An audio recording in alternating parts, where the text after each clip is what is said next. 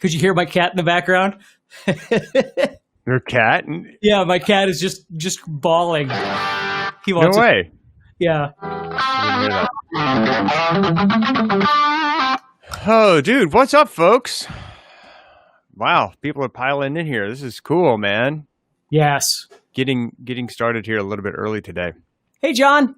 Oh, cool. We can see names today. Well, because we've got a few different places here, so we'll be able to see some of them, I believe. Oh, nice. So Roy here, Brown. Christian.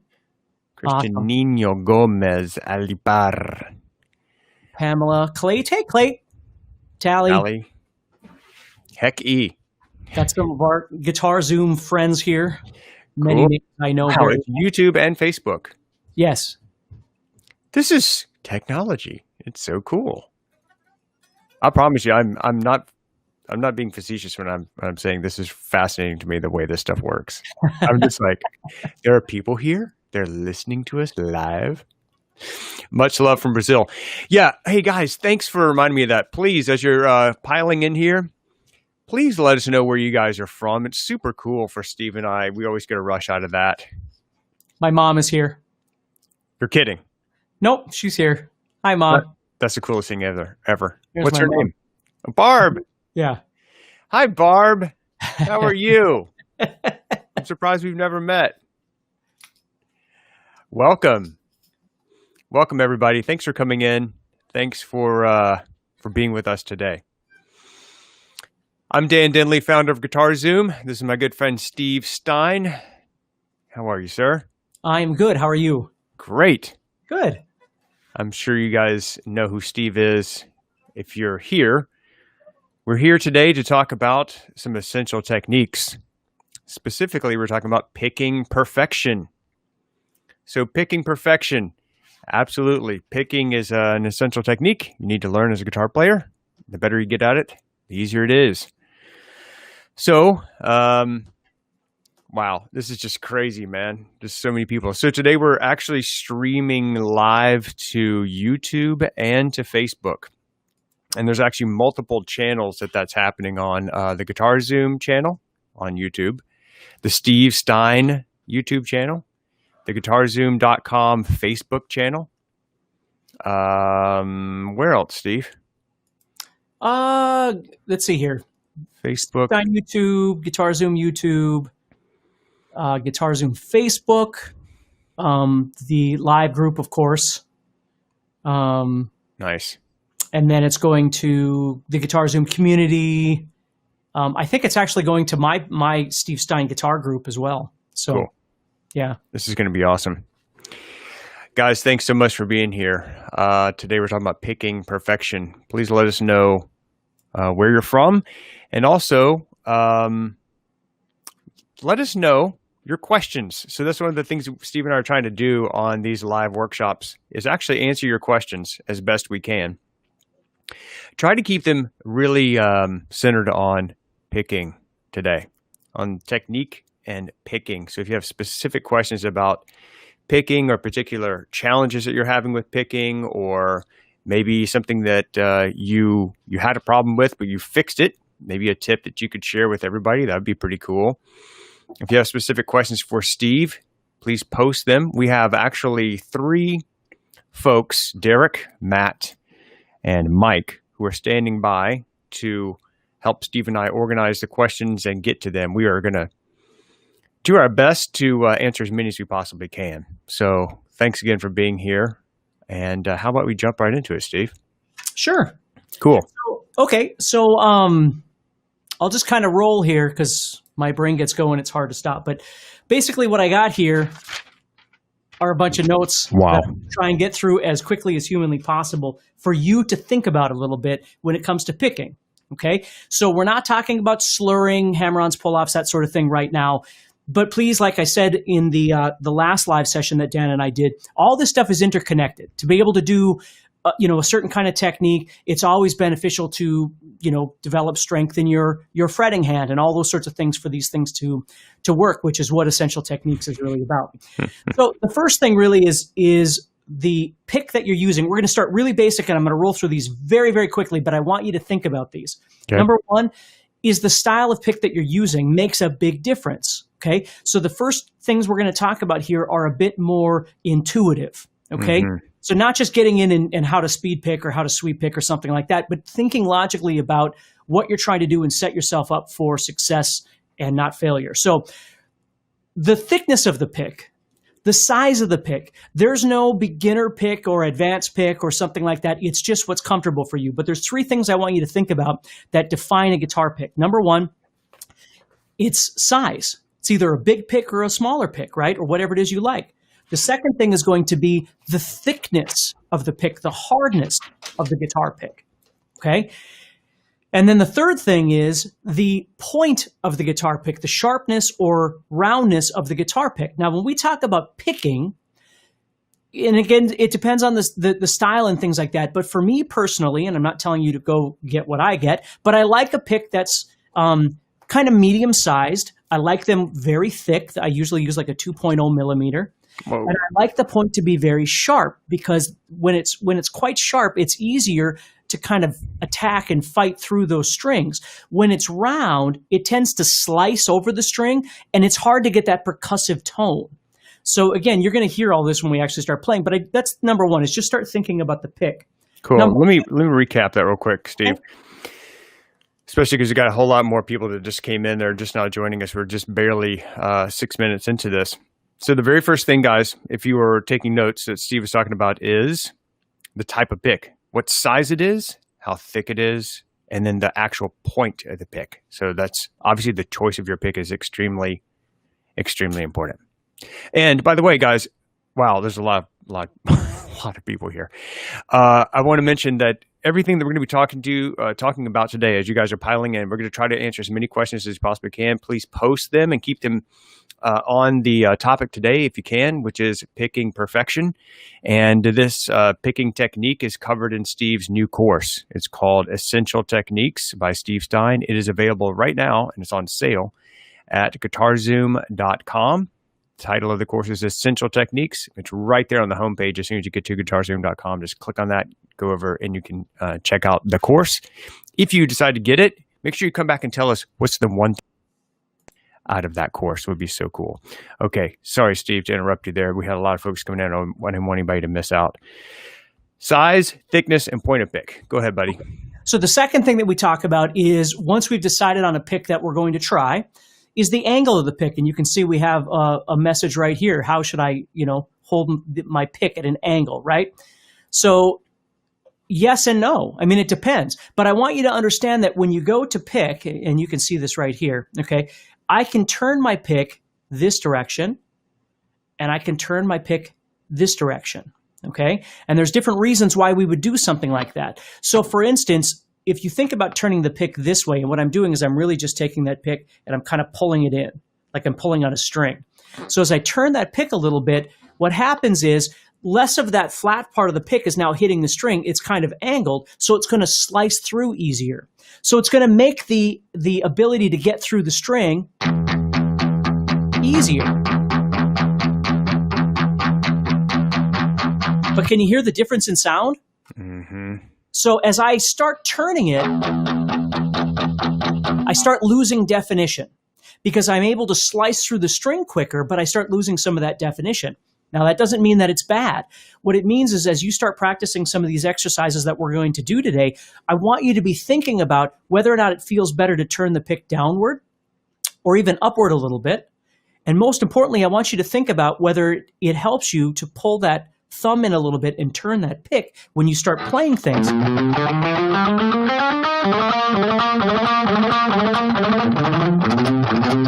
To be able to get through those strings.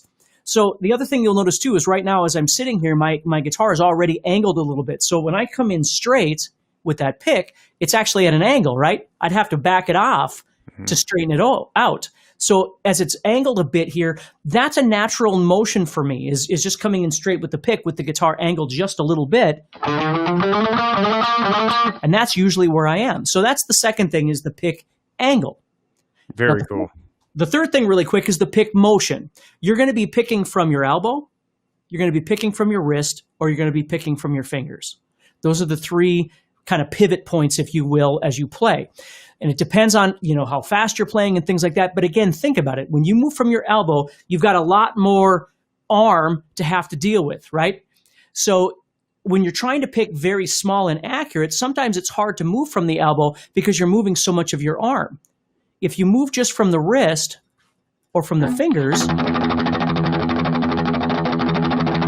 you can stay close to that string. And if you're learning how to pick for the purpose of being faster, the less you move, obviously, the faster you're going to get. The more I try and do this sort of thing, obviously, there's a lot more distance in the way the pick is moving.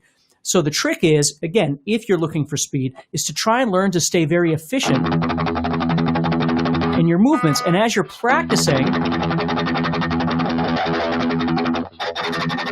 start moving that pick around a little bit and start trying to figure out what feels best. So that's just the initial setup, are those three things: pick style, pick angle, and picking motion. Okay? Do you want to? Awesome. You want me to keep going, or you style, want angle, and motion? Mm-hmm. Yeah, this is awesome, guys. If you're joining us a little bit late, welcome. Thanks for being here. Please post your questions. We're going to try to get to them in a rapid fire question and answer session here a little bit later. Everything we're talking about today is about guitar technique, specifically about picking, and everything today that you want to learn about picking. You can just hang out with us and learn all of this cool stuff. Steve's got a full hour's worth of awesome instruction for you. If you want to learn it even faster, you can go to guitarzoom.com and check out Steve's brand new 6.5-hour techniques course. It's called Essential Techniques, and it's picking, strumming. I mean, we'll get into exactly what it is a little bit later, but you can check that out at Guitar Zoom. All right, bud. So we got style, we got angle of pick, and we got motion. Okay, so the next thing we're going to do is we're going to set up our mindset here. So the first thing I want you to understand is that when you're going to start doing exercises, whether you're playing a song, whether you're using a metronome, whatever, is that you have to properly get your hands warmed up. And we're not going to go through a whole warm-up sequence and all that sort of thing. But when you grab the guitar, if you're going to try and do something that yesterday you practiced for 3 hours and attained, and now today you just woke up and you grab your guitar, you can't get mad at yourself because you're not able to do what you did yesterday after 3 hours of practice. You need to warm up. You need to warm up your body. You need to warm up your brain. You need to get yourself synchronized to what it is you're trying to do. And again, I'm not going to spend a bunch of time on all these things, but I want you to think about that. The second thing is when you practice, people will say, well, should I practice on an acoustic or a clean sounding guitar, or should it be distorted, or what? And the answer is it doesn't really matter, but understand that they're for two different things. If you practice clean, oftentimes you're really going to be able to hear those subtleties that you need to try and focus on, which usually means you're practicing at a bit of a slower speed. So you're really trying to get all the nuances. And that's absolutely important. Don't get me wrong. You really need to do that. But if your goal is to learn to practice with distortion, at some point you want to add that in so you learn how to control that distortion as well. Maybe it's palm muting, right? Or string control, or whatever it might be. And of course, I talk about all kinds of things like that in the Essential Techniques course. But those are all elements as well that you want to think about. So practicing clean versus practicing distortion, I would say you really should do both of them. You can take turns and do them differently. So this is the most important thing, and then we'll get on to the exercises. Okay. Cool. So the most important thing is three things: tempo, honesty, and awareness. Okay. You have got to learn to dial in the right tempo to practice these exercises at. Whatever exercises you want, if you want to elevate your playing, you need to learn how to play along with a metronome, or if your, dad is a drummer or something like that, that's fine. But you got to have something constantly available to try and A/B against. People say, well, I don't use a metronome. I just play by feel. Well, that's fine. But it's really hard to dial in. When I was a kid, when I was in high school, I used to run track. I was a sprinter. And when you sprint, when you practice, you're always being timed. And sometimes it comes down to a 10th or even a 100th of a second that makes a difference. But if you just went out there and went, I'm just going to run, and then hopefully I'll do good, and you don't know whether you're getting better or not. Right. The only way you know is against that timer, right? That stopwatch. So when you run against that, somebody's telling you, no, this is terrible. You need to change your diet. You need to whatever it might be, right? But I know that's the point of a metronome, is it tells you, yes, you're getting better, or we're not moving, or we're getting worse, right? Mm-hmm. But in saying that, remember what I said about warm-up. Don't define yourself by your first practice of the day, and don't even define yourself by the practice of that day. You might just be having a crappy day. It happens to all of us. Where yesterday you were rocking and today you're struggling. Welcome to my world. It happens all the time. Right. Okay? So just think about that. The second thing is so first one's tempo, learning to dial in the proper tempo for yourself, which leads into the second thing, which is honesty. Do not pretend like you're able to do something to make yourself feel better or impress your friends. And I'm not saying you can't do that. You can do that as much as you want. But if you really want to get good at something, you have to be honest with yourself and go, can I really do this? Am I really doing this, or am I just pretending like I'm doing this? Mm. And if you play guitar, you know what I'm talking about, because there are times, where I can pretend like I'm doing something, and if I was loud enough and whatever, again, that's fine. I've never been that guy. I have no interest in trying to pretend like I'm something I'm not. It's all about honest practice. You find that tempo, and you just get in there, and you get muddy, and you start working with it. Okay? So learning to be honest with your practice, which sometimes even means, I thought I was at this tempo, but I guess I'm not. I really should be here. And that's a punch in the gut, but that's what I got to do to make this thing work. Right. And then the last thing about this is awareness. You've got to be uber aware when you practice of what is working and what isn't working. Is your arm struggling? Where are you picking from? Are you getting tense somewhere in your hand or in your arm, right? Is that pick really working for you? Do you need some extra work on some of your fingers over here when you start doing these exercises, right? You have to become aware of the things that you're struggling with just as much as you become aware of the things that you're good at. Because if you don't do that, you don't know what to work on. It's just, I'm supposed to practice 20 minutes a day because my teacher said so. Well, what are you going to work on, right? To get better at something, you really need to be aware of what you're trying to do and how you're doing it. So if that kind of makes sense, that sets us up here. So, Dan? Dude, this is awesome stuff, man. We've got tempo, we've got honesty, we've got awareness. We covered at the beginning of this the style of the pick, your angle of your pick, and the motion of your arm, your wrist, and your hand. And then we talked about mindset. We talked about whether you should practice with an electric guitar or an acoustic guitar. And then we just covered tempo, honesty, and awareness. We're only 15 minutes into this thing, and we're already just crushing, Steve. Well, you're crushing, doing a great job teaching these picking techniques. Guys, if you're just now joining us, thank you so much. I think we're up to the highest number of viewers we've had so far. We're streaming live on YouTube. The different channels here. You can check us out on the Guitar Zoom channel, on Steve Stine's channel, on Facebook at guitarzoom.com, and in the various groups for Guitar Zoom members. Guys, everything you're going to learn today is from Steve's new techniques course. It's available right now on sale at guitarzoom.com. Just go there and click on the big banner at the top that says Essential Techniques. All right, big guy, where do we take? Oh, forgot. If you have questions, guys, make sure you post those. We're going to have a rapid fire question and answer session here. Make sure you keep your questions on picking if you have specific ones. We have Mike, we have Derek, and we have Matt who are helping us get all those questions together. So just post your questions wherever you are, whether it's YouTube, whether it's Facebook, whatever. Just post your questions right where you are, and we will read those and try to get to as many as we possibly can a little bit later, okay? So hang around for that. Go ahead, man. I'm seeing we have a lot of questions about like alternate picking or hitting the right string. There's another one. How to pick fast, all these things. And the exercises I'm going to give you here, and I'm not trying to waste time. I'm trying to get to them.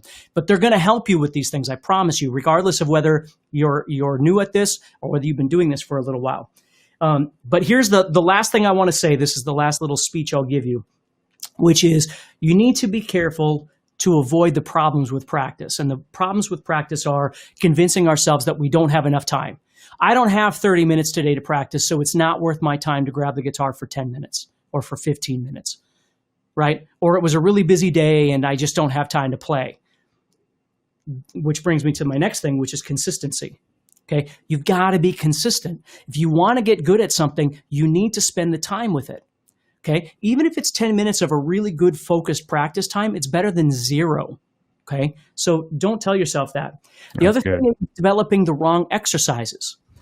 I have a huge problem with trying to absorb everything all the time. It's always been an issue of mine. I try and, learn this, and all of a sudden I'm learning 55 different things at the same time. You can't. Okay. You need to find the exercises that work best. And what I've always tried to focus on, which I'm going to give you today, are generalized exercises, not just one exercise for 0.01% of the people out there. If you're already 0.01% of the people, you already know how to do a lot of this stuff, and you know what it is that you should be doing in the first place.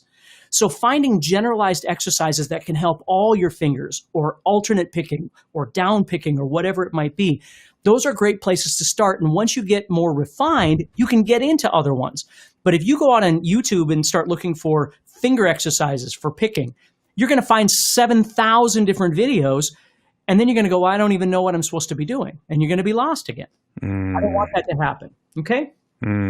So if that makes sense, let's go on. Good. So the big thing I want to start you off with exercises is what I call the 3-minute exercise. And I think it's just a really great exercise to do.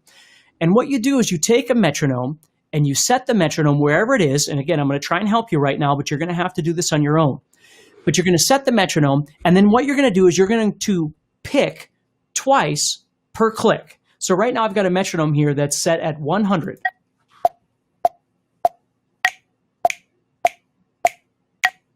So what I want to do is I want to pick 2 times per click. If I start doing this exercise, or you start doing this exercise, and it's too fast, you have to be honest with yourself and slow down. If you start doing this exercise and you do the whole exercise and go, okay, I'm going to do it a few more times, but I think I can do this just fine, then you need to raise the tempo, and you need to find the tempo with honesty that's going to work for you. So what we're going to do for an exercise is I'm just going to palm mute the 6th string, and I'm going to be doing these down picking. Okay, I'm just going to down pick twice per click. And I'm not just trying to focus on how fast I can do it. I'm trying to focus on how it sounds, how consistent is my dynamics, how does it feel, am I connecting to the click of the metronome? It's not just how fast can I do it.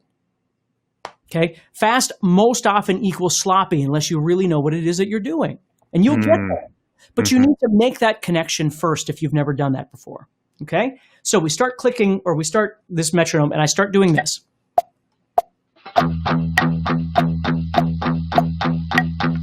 And I'm listening each time it comes around.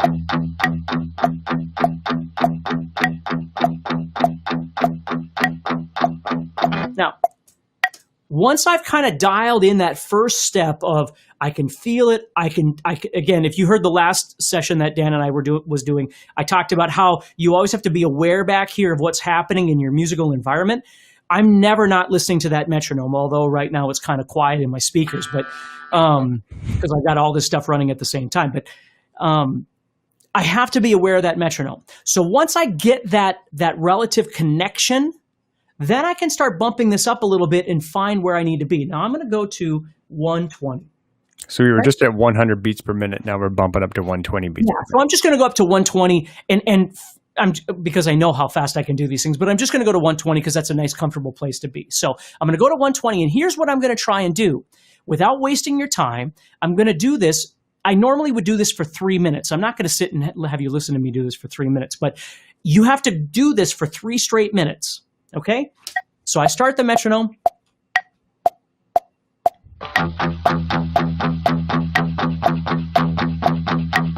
Now I got to concentrate a little bit more and focus on that click. The other thing that's going to start happening now is I'm going to start feeling this. As the tempo gets faster, I'm going to start feeling this. My muscles are going to start having to work a little bit more, right? And I have to be aware of that. So what happens is when I start doing this, I have to remind myself then, just relax. Think about that guitar pick. Think about the fact that it's attacking that string, right? All of those things are now happening. They're in action. They're happening in real time as I do this. And for 3 minutes, what happens is that once you get about 30 seconds to a minute into this thing, you're going to start feeling it. If you're doing it at the proper tempo, you're going to, once you've, again, connected, made that connection to the tempo, all that kind of stuff, you're going to start feeling it. You're going to start feeling it in your arm. And what you need to be able to do is be able to last for 3 minutes while you do this thing. If you get to a minute in and you can't do it anymore, the tempo's probably too fast. Right. Because again, if we think about in the real world playing songs or playing in a band or whatever, you don't just down pick for like 10 seconds and then you're done, right? And even if you do sometimes, you need to build that stamina and that strength to be able to do it for a lot longer. Again, I always think like, this is the wrong guitar tone, but if I was doing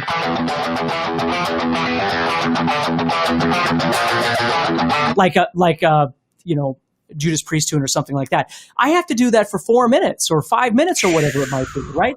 I can't just do it for 10 seconds. So again, we're all looking for different things out of our technique. We're all looking for different styles of music. So I'm just saying, the more you develop the ability to do these things, if you can be up here and the musical situations you find yourself in are right here, you're good.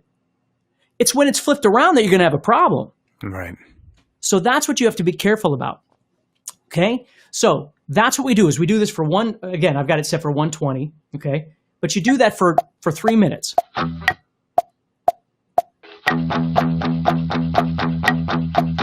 Now, we could keep going to 140 and 160 and blah, blah, blah, but you get the idea, hopefully, because I don't want to spend all the time on this. So let me make sure I'm understanding you, Steve, and make sure hopefully somebody else out there has the same question. This down picking exercise that you're doing that you started out 100 beats per minute, you're just doing palm muting, just straight, one click per downstroke. Tick, tick, tick, tick. No. Two per click every time. Okay. So 2 per click. And when you can do that consistently without any mistakes, you do that for 3 minutes. Right. Ideally. And understand that there's kind of a prep at first, right? If you've never done this before, the first thing you need to do before you even worry about doing anything for 3 minutes is just, can you pick and listen to the metronome at the same time? Can you connect to that beat? You see, because if you were playing with a drummer, you'd still have to do the same thing. Right. So you've got to learn to connect first. Once you've done that, then you can start trying to figure out where in that tempo spectrum you need to be to start working now, right? Gotcha. Okay. And then once you can do that, then you bump up the speed. You went from 100 to 120. Yeah, or whatever. I just picked a number, but yeah. I mean, you might start at 80 and move up to 100. Right? Or if you've been doing this a long time, you might start at 120 and get up to 160 or it's different for everybody. But the point is, it's not just what you don't want to do is this. Okay. So I've been playing for 7 years, so I deserve to be at 170. Okay. That's what I think. So I go, and I have no connectivity to that metronome whatsoever. I'm just playing and the metronome's playing and we're both driving down the interstate and we have no idea who's in what car, right? I'm not connecting to anything. I need to be able to listen.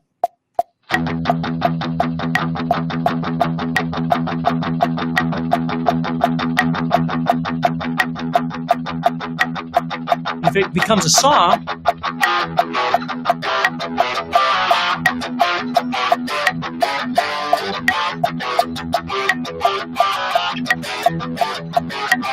you see, that's how songs, if you're going to play a song, it's in a tempo, whether we like it or not. My ability to play that song is going to be based off my ability to do the techniques at that speed, my ability to listen to the song, memorize the song, all that kind of stuff. But that's what it comes down to. Okay? Love it. So guys, we're if you're just now joining us, and actually these numbers just keep going up. We've been on here for almost 30 minutes now, and we're I think at a record view here in terms of live people watching at the same time. So if you just joined us, guys, welcome and thank you so much for being here. Please tell us your name and where you're from. Stephen, I'd love to see that. Also, if you have any questions about picking technique, please submit them wherever you are. If you're on YouTube, if you're on Facebook, go ahead and post them there. We have some people that will help us put together all the questions. We're going to do a rapid fire question and answer session a little bit later. And everything that you're learning today, today's topic is picking technique. We're calling it picking perfection. And if you want to learn that, keep watching. If you want to learn it even faster, go to guitarzoom.com and check out Steve's new course. It's called Essential Techniques. It is it's like 6.5 hours long, and picking is just one of the techniques that's taught in that course. Available at Guitar Zoom. All right, bud. Where do you go from here? Okay, so the next thing we're going to do is do the exact same thing, but we're going to use alternate picking. Now, understand that they are two completely different sides of the coin. When you down pick, you're developing uber amounts of strength and stamina when you do this over time. Alternate picking is a little bit different because it's actually kind of a relief from that, because you're able to use the up strum and not just these down motions, right? You're able to implement that alternate pick, that up strum. So when you start doing alternate picking, understand that it's not a better substitution for down picking. You should learn how to down pick as long and as fast and as accurate as you can to develop those muscles. When you want to alternate pick, a lot of people think, well, an alternate pick is just twice as fast as down picking. And that's not true. If you think about it, it's like running on one leg. If you try and run on one leg as fast as you can, and then you run on both legs, you're going to go way faster using both legs than you would with one leg. And the same thing happens here. So what we do is we take the metronome again, and we set the metronome. And again, they're going to be different tempos, right? Your down picking is going to be its own world. Your alternate picking is going to be its own world. But with alternate picking, you want to, again, first start off by making a connection. So I'm going to have it at 120. It's just a hypothetical here. But if I start playing,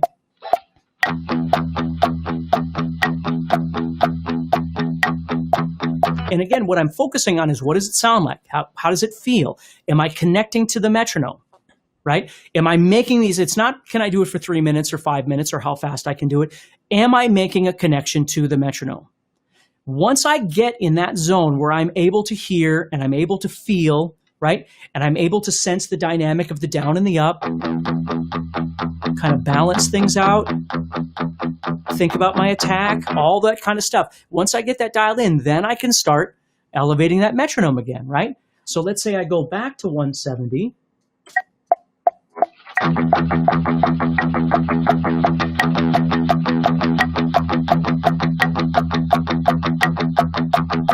And again, I dial it in. Now, I'm not going to feel as much pain as I did doing the down picking with a 3-minute exercise with this. It's more of a synchronization thing. Okay, so it's a different kind of thing entirely, but it's very much an efficient way of learning how to do your alternate picking and your down picking. So that's the second thing to work on for those of you that are asking about alternate picking. Awesome. So we've covered a lot, but just in this picking exercise, we covered down picking, guys.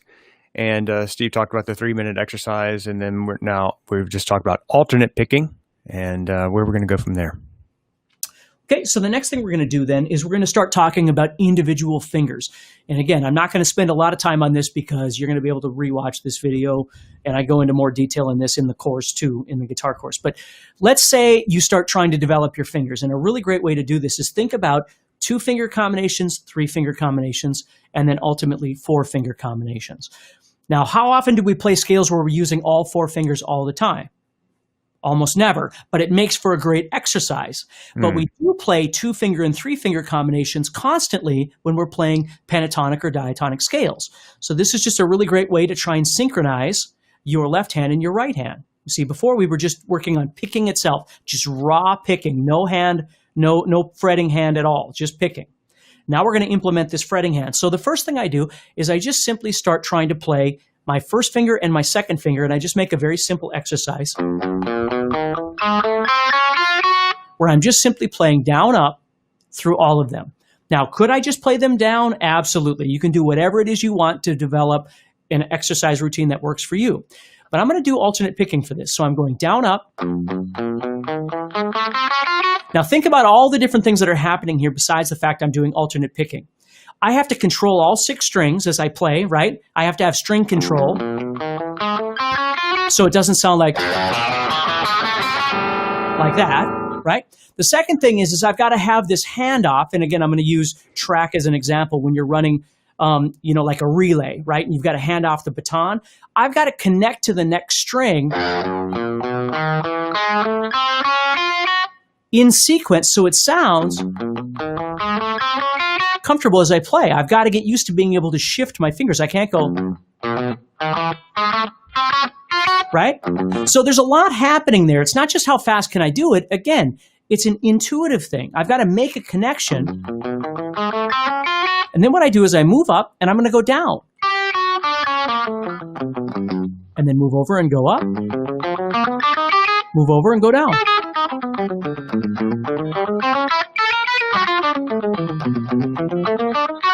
And again, there's a tempo, there's a speed, all those things, but the first thing I need to do is make that connection.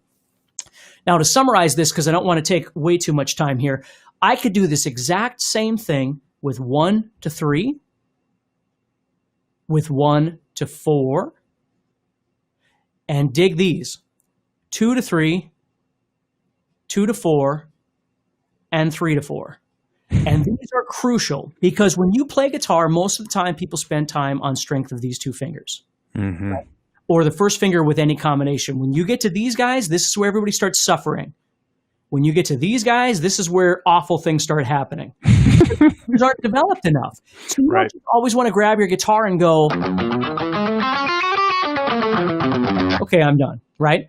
You want to be able to get into the thick of the ugliness of some of these.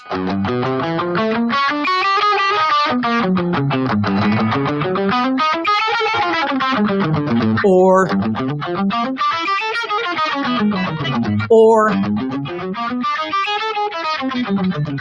you see, that looked hard. It's learning how to do those things. And again, I'm not focusing on speed at this point. What I'm focusing on is synchronicity. And I saw some people even mention this. It's left and right hand synchronicity.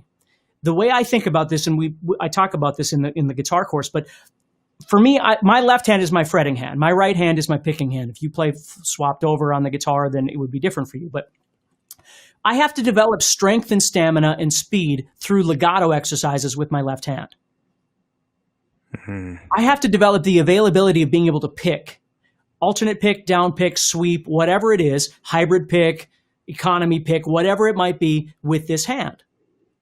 And then I've got to learn how to meet these two in the middle and make it work. That's what playing is all about. So it's not just picking. You might be able to pick incredibly fast, but if this hand isn't strong enough to keep up, it's not going to make any difference. So it isn't always just about speed. It's also about connectivity, which I keep talking about during this thing, but it's important. Okay, you've got to make a connection with your fingers to your pick to be able to do these sorts of things before you ever worry about how fast you're going to go.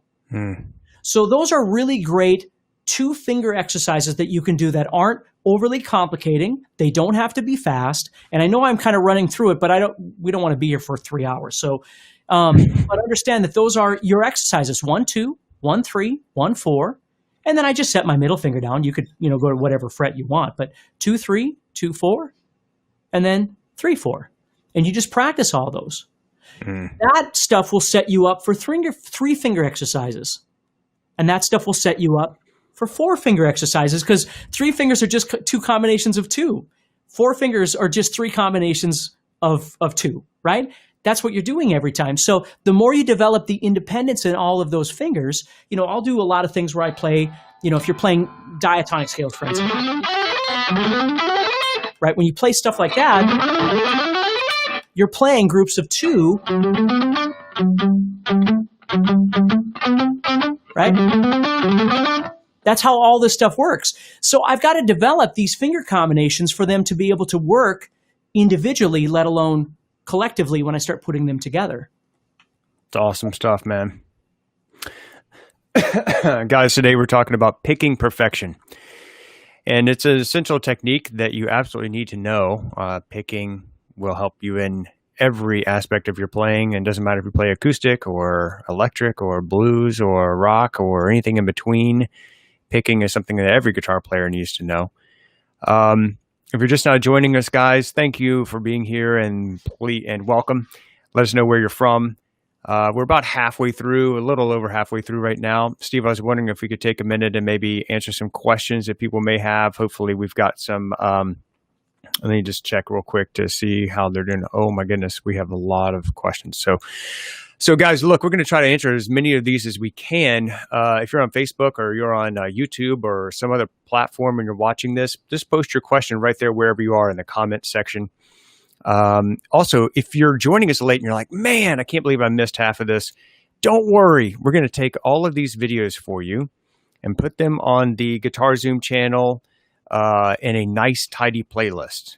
And it'll be called something like Essential Techniques. And but right now we are live, so please answer or ask us any questions that you have regarding picking. That would be awesome. And if you'd like to learn this style that this technique that Steve's talking about here, stick with us until the end. This whole entire thing today is about picking. If you want to learn it even faster, check out Steve's new course. It's called Essential Techniques. It's available at GuitarZoom. Steve, if you could, before we go into the questions, do you mind if I share your mind map of how you create courses with people? Sure. This is going to be cool, guys. This is actually the behind the scenes stuff that we really don't share with folks very much. How do I do that? Share screen? Okay. So when Steve actually creates, Steve, let me know if you can see the mind map. Hold on a second here.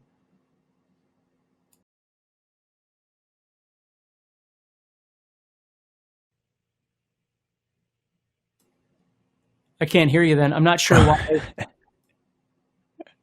Oh, I see like a million of me going everywhere. Let me unshare that. Yeah, I'm not sure why that. So if I click, let me try again. Share. Did that work? Can you see it? No. There it is. You see it now? I do see it, yeah. Guys, if you can see the screen share that I'm sharing with you right now of this mind map that Steve created on all these essential techniques, just put like yes in the comment or something. Just make sure we're good. But anyway, I was going to show you, this is the mind map that Steve actually sits down and creates his process for creating courses for you. You can see this is actually created before we even named this new course. It's just called Technique 2020. We knew it was going to come out this year at some point, didn't know when. The title of the course is Essential Techniques. If you take a look at this is the way that kind of Steve's brain works. So we're actually looking at the way Steve Stine's brain works when he's planning out an entire course. So he's got this intro discussion. He's got guitar and setup and your amp setup. Then he jumps into chords, open chords, power chords, bar chords. Then he goes into strumming and rhythm. And actually the first workshop that we did was on rhythm.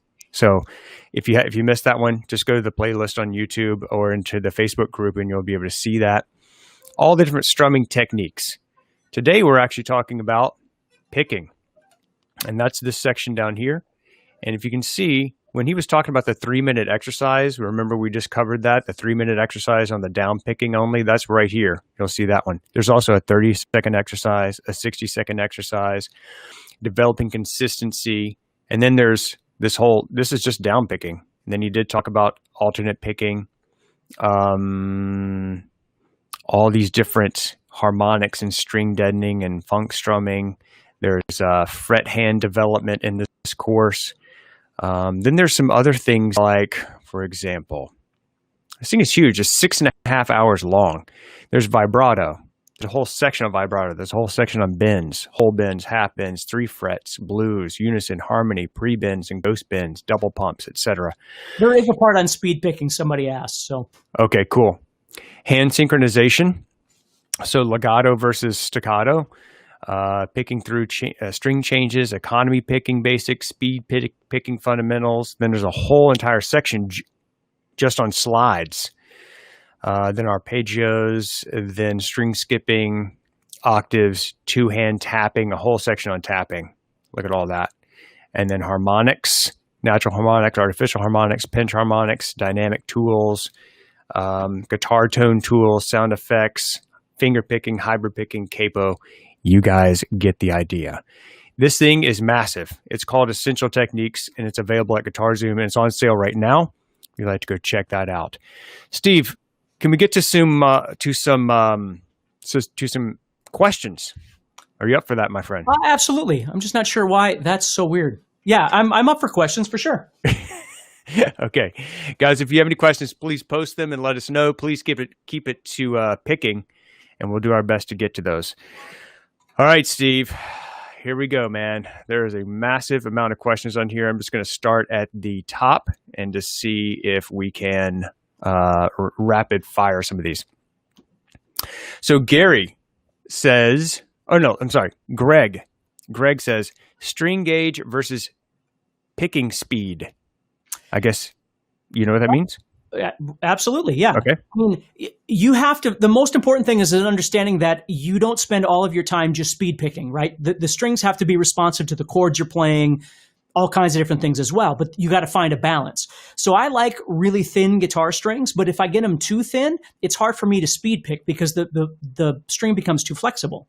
So I usually have to bump up like a half size from there to do my speed picking. So it does make a difference for sure. So you want to practice all your things. Don't just go to a thicker gauge string just for your speed picking. Make sure, especially like bending and things like that, that you're able to comfortably do all of your manipulation of bends and vibrato and stuff like that at the thickness of string you're looking for.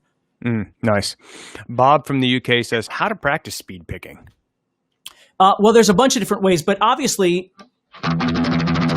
developing that alternate picking like we talked about is huge. But one thing you can do, speed picking generally relies on 3-note per string patterns.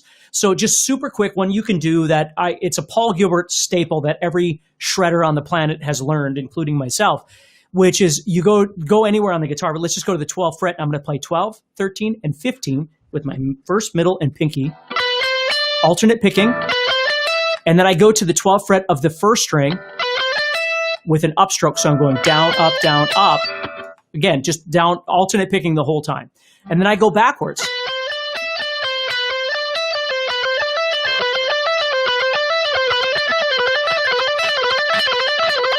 And you learn to develop that technique because when you play scales, that's what you're playing. Oftentimes it's 3-note per string. And if you can train your hand to simply do alternate picking the whole time, it doesn't care whether it's starting a string on a down or an up because you train yourself to simply move your pick back and forth. Nice. Chris Sherwood says, what about keeping fingers from touching other strings? Well, sometimes you want that to happen and sometimes you don't. Like if I'm playing and I'm soloing, okay, I often want to touch all those other strings because I want to deaden them out so they're not making noise when I'm playing. Mm-hmm. If you're touching other strings, like for instance, when you're playing a chord or something, you've got to think about the angle of your wrist, the angle of your elbow and your shoulder, right, to be able to get that, even the angle that your guitar is at, whether it's up or out, right, those sorts of things, to find a way that feels most comfortable so you're missing the strings that you don't want to touch. Like if I'm going to play something like that, let's say I'm playing 5, 7, 9, and then open. I can't be at this angle. I'd be touching everything. I've got to turn under to be able to give myself room to be able to reach that. Makes sense. Yeah. Martin says, Steve, do you consider the material used for the pick, nylon, Tortex, etc., does it change the sound? It definitely changes the sound. I don't pay a lot of attention to that, to be honest with you, but it does. I find the most important thing for me is finding a pick that feels good and is very responsive to the way that I like to pick. And the material that it's made out of really wouldn't make that much difference to me personally. But does it make a difference? Absolutely. I'm just lazy in that department because for me, everything comes down to how it feels. More so than like when I buy a guitar, I don't even pay attention to what the body is made out of or something. It's just if it feels good, I'm in. And that's kind of always been my thing. But do they make a difference? Yes. Awesome. Andy Lopez says, what gauge strings do you recommend for beginners to intermediate as they strengthen picking and other techniques? Well, I think a good place and everybody's different, but I mean, obviously a good place to start if you're tuned standard is just start with a standard old 9-gauge string. Mm-hmm. And then if you need to go thicker, like I'm only 5'2", so I don't play the game of trying to use 11-gauge strings and all that kind of stuff. I just want to enjoy myself. I just want to enjoy playing. 11-gauge. But awesome. Like I had a student in my guitar classes that he's like 6'7". He's a big guy. He probably doesn't have 9-gauge strings on anything, right? Because 10 or 10.5 is probably feels like a 9 to him. You know what I mean? Yeah. So everybody's different that way, but if you're just an average sized person, I think 9s are a good place to begin. And then try things. I always tell people, keep the wrapper of the strings that you buy. So next time you go in, if you think, I'm going to try something heavier, you know what you bought, you know the brand, you know the gauge, you know everything about it. And you can just go into your guitar store and go, these are what I had last time. I'd like to try something a little bit heavier. And they give you something, you go home, you try it and go, I love these or I hate these. And if you hate them, go back to what you had before or try something else. It's a journey. I love it. Matt says, my natural tendency is to hold my pick with my middle finger. Is that a bad habit? Well, again, you need to work with what works best for you. But for me, I use these other fingers for stuff, whether it's switching my toggle switch, whether it's rolling my volume, whether it's hybrid picking, using my pick and my middle finger at the same time when I play. Those are crucial. If I was holding it like this, I don't have that finger available anymore, and I don't know what I would do with that finger, So, right.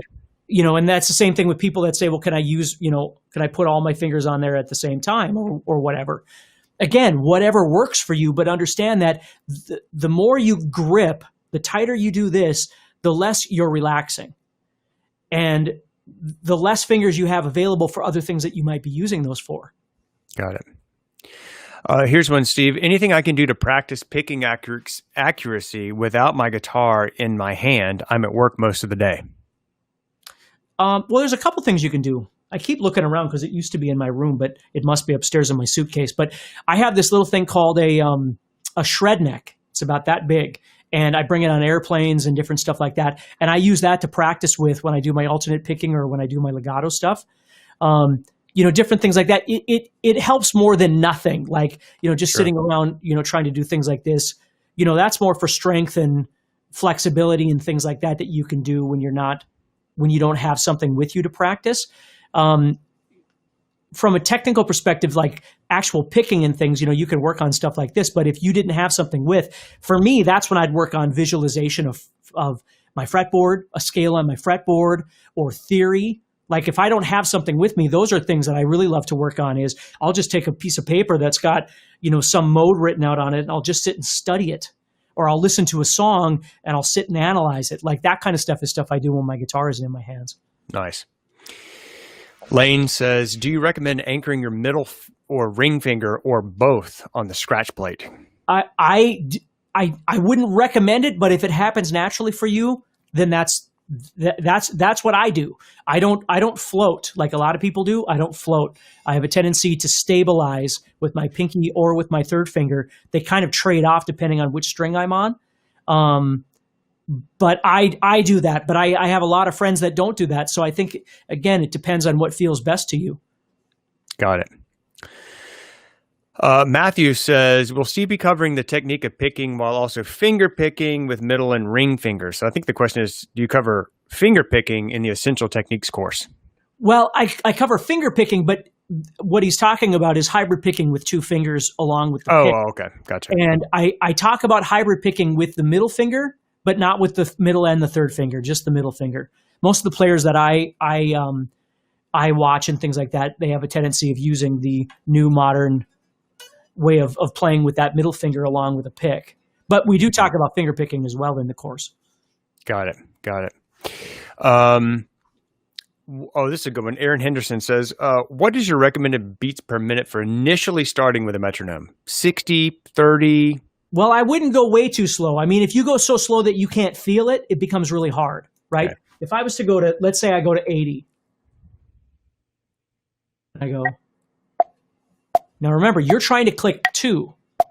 Done. So you always want to feel a reaction. It's like throwing a ball and having it come back to you.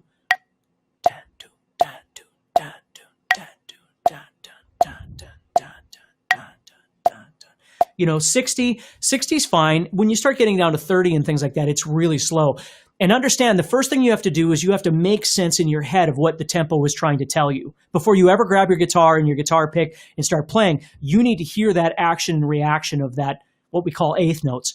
Click, click, dun, dun, dun, dun, dun, dun, dun. And you've got to make a connection to it. Grabbing your guitar is not going to help that. It's got to be a concentration thing. You've got to hear it and even visualize it. And then Awesome. You grab your guitar and you start playing along. But again, even that takes time. Just learning how to play and hear at the same time, separating your thought process to be able to act and react at the same time, it takes time. Awesome. Steve, there's a question. He says, I hope it ain't shameful to ask, but I still don't know how to hold a pick correctly. Would you please demonstrate it? Sure. I think a lot of people don't. And again, I can only no shame in do that. as best as I can. But basically, if you think about it, if I was pointing at you and I put the pick on my finger and I was pointing the pick towards you, so I'm pointing at you and the pick is pointing toward you, right? And then I turn that pick, I turn my finger in my pick. I'm just holding it on top so it doesn't fall. But I turn the pick and grab on. That's basically how I hold a pick. I hold the pick with very little pick sticking out the end of the pick. I don't hold the pick in the center. Okay. If you use, like I saw a couple people mention Jazz 3, if you use something small like a Dunlop Jazz 3, then I'm holding it mostly in the center because the pick is smaller. Mm-hmm. But I have smaller hands. If I grab a regular size pick, like these are picks that I use, and they're a little bit bigger size. I've actually learned over the years to I used to use Jazz 3s for years. For 15 years, I used Jazz 3s exclusively on the road and everything. And then I kind of went back to a larger size pick, not a real big one, but just kind of a medium size pick. And I tend to grip closer to the end of the pick. But I do it by, again, pointing the pick toward you, pointing the finger toward you, and then grabbing on top. And then I'm ready to go. I'm just grabbing closer to that tip of the pick.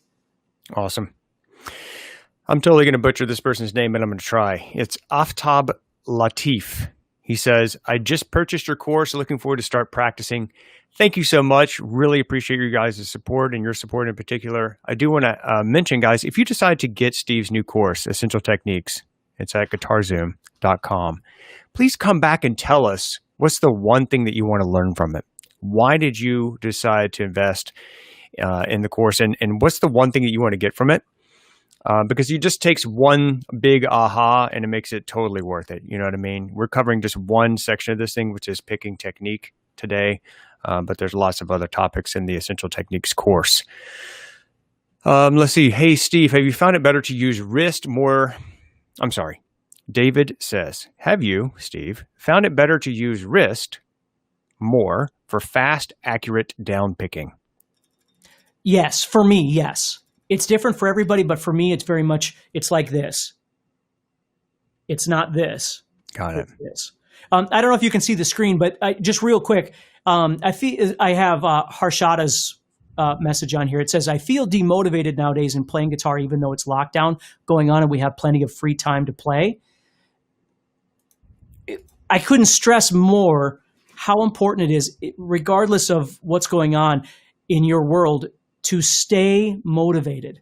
The thing about technique and all the stuff that we're talking about is these things are essential, okay? But balance these things out with things that excite you, things that inspire you. Maybe it's writing a song. It doesn't matter if it's good. It doesn't matter if everybody's going to hear it, right? Have fun. Remember why you grabbed the guitar in the first place. Keep reminding you, especially when you get older like me, right? Remind yourself why you grabbed the guitar in the first place.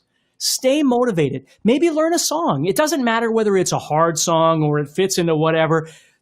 Try and throw those parameters away once in a while and just remember to enjoy yourself a little bit.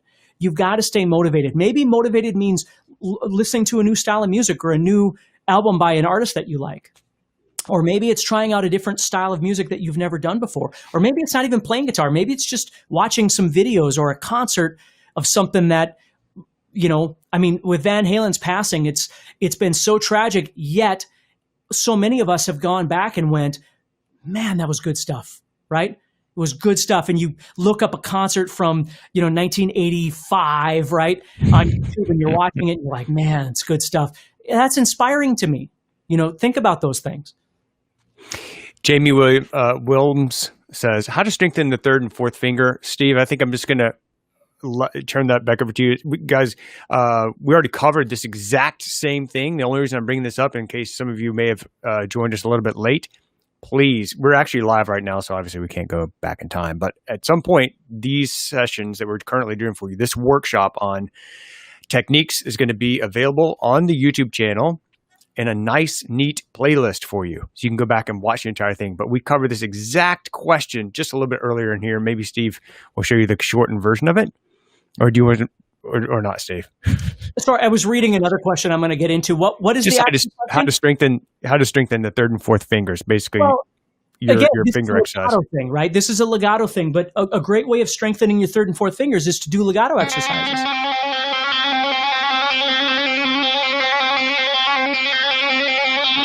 And again, we go into all great detail in the course on how to do that. But you start learning to develop independent fingers, 1, 2, 1, 3, 1, 4, 2, 3, 2, 4, 3, 4.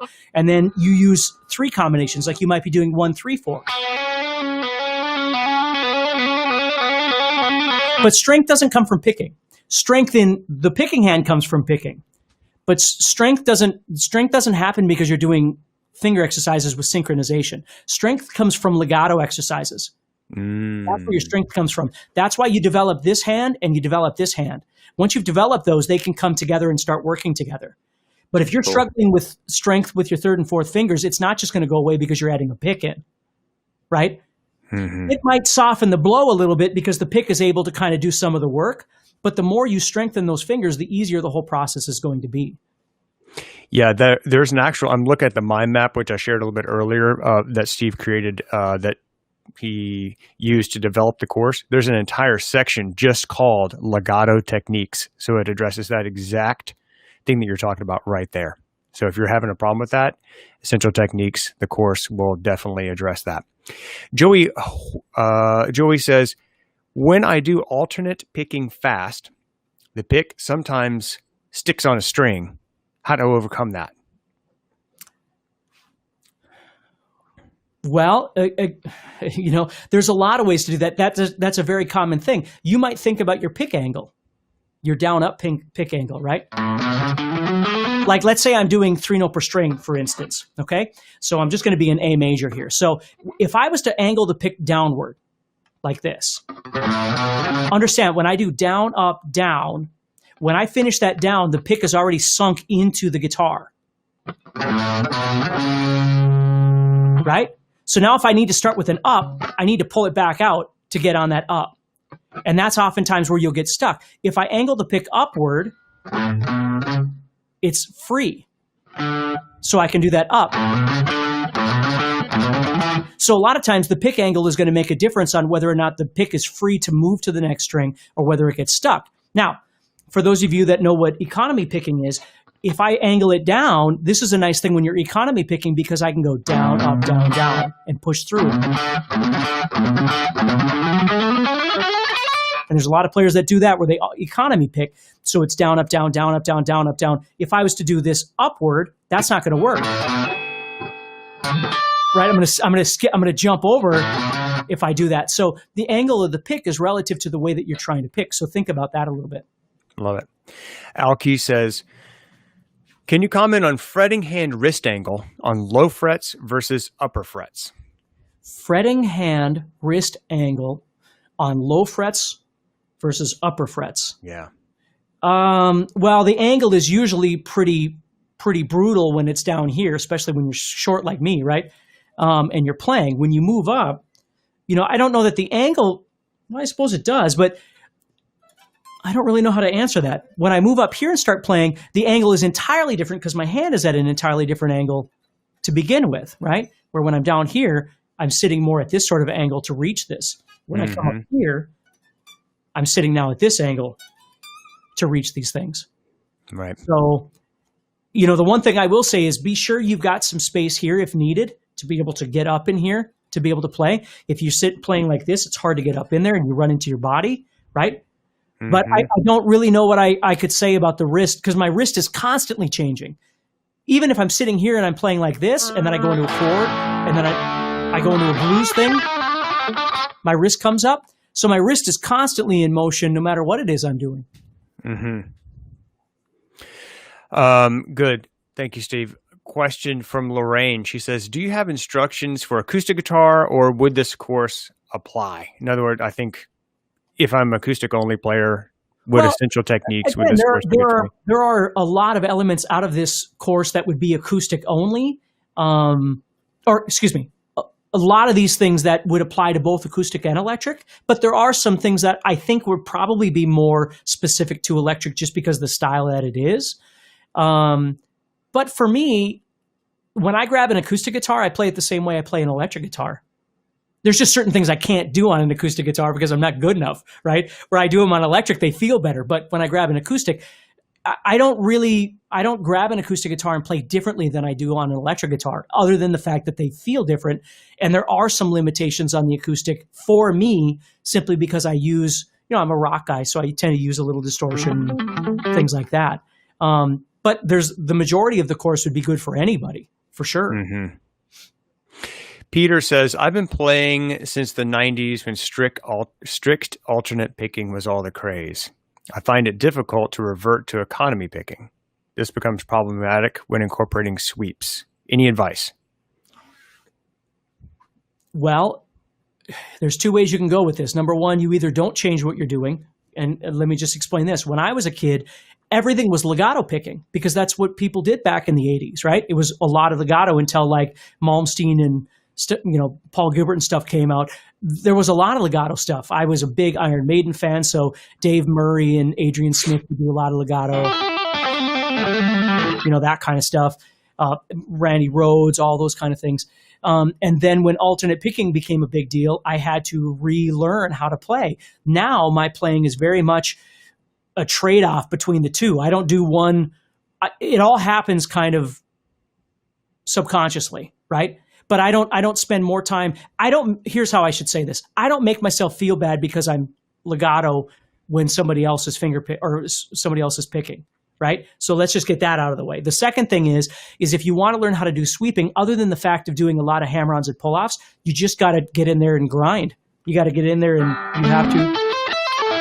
you just have to start learning how to do it. Even though you do a lot of alternate picking, you just have to practice. And the easiest way to do that with sweeping is start small. Just start with just a 2-finger thing. And then,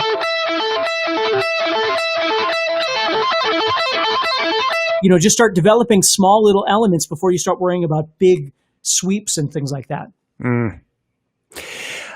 Guys, we are bumping up on over an hour now. And still we have everybody's still hanging with us. So apparently you guys are into this, which is super cool for me and I think for Steve too. Before we go on though, because we do kind of try to keep these to an hour, I want to know a couple of things. One, Steve, yep. How are you holding up, man? Well, I got somewhere I need to be in a little while. I have probably 10 minutes. 10 minutes. Okay. Guys, thank you so much for being here. You're awesome. We're going to hang out just for a few more minutes, give Steve a little buffer so he can get to where he needs to go. Steve, I want to thank you for being here, actually being live. We're doing this for the benefit of all of you. Our goal is to always provide, whenever you show up to one of these things, the very best instruction that we can, and that you walk away with something that you can go and improve your playing with. And regardless, if you decide to invest in Steve's new course, Essential Techniques, or not, we hope that you got value from this today. If you did, can you please let us know what's one thing that you got from today's session? Just post that, would be super cool. Just let us know if there's one thing that you got that would be really refreshing. Steve and I will go back and take a look at all your comments. I know we didn't get to all the questions. We did as many as we could, I think. But remember, if you came late or for any reason you didn't get to see the beginning one, or if you missed the previous one, we're going to put all of these for you on the Guitar Zoom YouTube channel in a nice playlist for you. You can go there and check it out. Everything we talked about today is from Steve's new course. It's called Essential Techniques. It's available at guitarzoom.com. It is applicable to you whether you like blues, rock, country, acoustic, electric, anything in between. There are just certain techniques that you need to know as a guitar player to become a better guitar player. And let's face it, the better you are, the more fun it is to play. So, Steve, I want to thank you again. I also want to let you guys know we're going to do another one of these on Friday. Yes? Pretty sure? Friday. Yep. Yeah, Friday. Friday's coming up. The guys posted the topics, which I can't find right now because there are so many questions. But anyway, it's going to be a super cool thing. Do you know what the next session is, Steve? I don't even know. I think the next section was either songs or soloing. I don't remember which one it is. Okay. Well, it'll be on technique. That's what we know. And thanks again, guys. And thank you for all of you who already invested in the course. I really appreciate that. I saw a bunch of comments. People said, hey, I already got this and I'm ready to learn this particular thing. I can't wait to get started. Again, guys, it's on sale right now. Essential Techniques, available at guitarzoom.com, along with a lot of fast action bonuses. So if you'd like to check that out and you're interested in technique and improving in that, this is the course for you. It is Steve's newest one of 2020, never before seen. And so we're all super excited for you, Steve, and thanks for putting it together for us, and thanks for working so hard on it. I know it was a labor of love, my friend. Yeah, I love teaching. I love when people learn. It's what I love most, actually. I'll just say this because I know Steve on a personal level as well. I'll just tell a quick story, Steve. I don't want to embarrass you. Steve Stine is one of the most giving people I've ever been around in my life, and I'll give you one example. He and I met up in Los Angeles for the National Association of Music and Musicians, for NAMM. Music Merchants. Yep. Music Merchants, there you go. For NAMM. And anyway, there's like 25,000 people there, I think it was. It was a crazy amount of people. There's like multiple levels, and there's all different, every kind of musical instrument you can imagine. Every big brand is there. Steinway pianos had an entire floor. Gibson guitars had an entire floor almost. I mean, like everybody had their thing. And Steve and I was there with Steve, and I promise you, we're walking the floor, and we can't take 3 steps without someone saying, Steve Stine, and like running over and saying, hey, dude, can we get a selfie with you? And Steve sat and took time to take a picture with each person, to meet them, to greet them, and to have a conversation with them. And literally, I think we walked maybe, 15 meters in about an hour because we kept getting stopped, which was super cool for me to see because you and I don't get to be right next to each other in that environment but once a year. And I was just super impressed by that, Stephen. I think it speaks to your character and how much you actually do care about people, which is just awesome. And all of us love you and thank you. Well, I appreciate that. I mean, I love the opportunity to be able to do this. I grew up teaching my whole life, and then to be able to do it on a global scale is just more than I could ask. So I appreciate that. Yeah. I don't know if you know this, but your 5-minute soloing a 5-minute video on YouTube is already over 9 million views. Every time I look at that thing, it's like, well, and that just shows sometimes we overthink things, Sometimes that just goes to show sometimes we overthink things. That's absolutely true. You got to focus in on smaller elements and not try and confuse ourselves so much. Yeah. Well, people love that video, and people love all of this stuff. So thanks again, guys. It is an honor, a blessing, and a privilege to be with you. We will see you on Friday at the same time. Anything else to add, Steve? No, I'm excited to, I already got notes. I just don't remember which one is coming this Friday, but I've been working on stuff to teach everybody, whether it's songs or whether it's soloing. So that's awesome. I know you got to run, buddy. So guys, we'll see you at 10 a.m. Pacific, noon Central on Friday, October 16th. Check out the new course, Essential Techniques by Steve Stine at guitarzoom.com. All right, guys. Thanks again. See you Friday. See you guys. Bye, Take Steve. care. Bye. Thank you, my friend.